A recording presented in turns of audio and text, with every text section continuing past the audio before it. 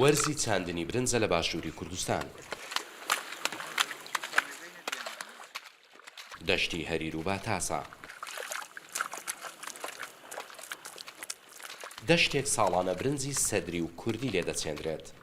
پێپەستە شیب دەنێدەیتەوە دەی خلاصکن ها زۆری نمادەی. هەرەوەزی ڕەشید تاهیرە. ڕووبەری 5 دۆنم زەوی بە هەردوو جۆری برنجەکە دەچێنێت. تەنەکەشی دۆنمەشی ئەباتن برنجی خۆماریە کو بازاری ناخوری هەموو نایلۆنە هەموو ئەوەیە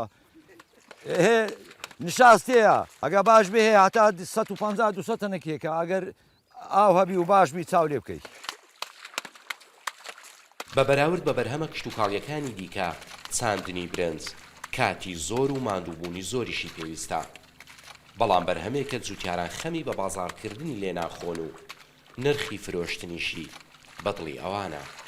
پێش ساری 2012 و 13 ئەوانە خەڵکەکەی کم برنج دەکرد، ئێستا برین لەو کاتە ئەگا 100 عایلەی کرد بە ئێستا 600-700 عایلە برنجی دێک بەر ئەوەی ڕغبەتێکی لەسەرە و کڕین و فرۆشتنێکی باشی پێوێ و پارێکی باش دەکات لە بازار.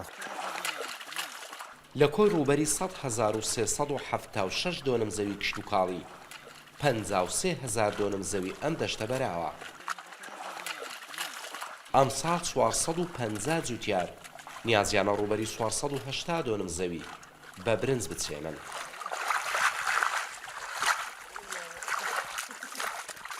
ساڵانە لە هەرێمی کوردستان زیاتر لە 25,000 دۆنم زەوی بە برنج دەچێندرێت. بەرهەمی ساڵی ڕابردووی برنجی خۆماڵی نزیکەی 80,000 تۆن بووە. ساڵانە نزیکەی 250,000 تۆن برنج لە بازاڕەکانی هەرێمی کوردستان دەفرۆشرێت. بڕیا و سەرمای بۆ کڕینی دەچێتە دەرەوە نزیکەی 250 ملیۆن دۆلارە. 132 خۆماڵی و لە 168 هاوردە دەکرێت. ئەوە برنجی ئاکرەیە، برنجی باتاسێ بێک مانجی خەلاص دەبێت. سەرتاپای بازاڕی هەریر بکەیت شیلۆیەک برنجی خۆماڵی دەشتی هەریر و باتاسە دەست ناکەوێت. چیلۆ تقریبان 3000 ناڕاوەسی باتاس. هێندیەکە ناگاتە 2000 1750-1500 ڕەواجی زۆر لەسەر برنجێ باتاسێ. معمیلن هەنە لە جیا تەلەفۆنەکەن دویان دانێن حازرەکەن دێن ئەبن. برنجی باتاسیش هەمووی ناگاتە مانگەچی خەلاص دەبی دە باتاسێ مانگەک. ئەی معمیلی خۆی هەبێ هەمووی عجزەکەن دانێن ئەبن. ساڵی ڕابردوو ڕووبەری 390 دۆنم زەوی دەشتی هەریر و باتاس بە برنج چێندرا بوو. کۆی بەرهەمی ساڵی نزیکەی 600 تۆن برنج بوو. ئەم ساڵ چاوەڕێ دەکرێت جوتیارانی هەریر و باتاس زیاتر لە 800 تۆن برنجی سەدری و کوردی بەرهەم بێنن.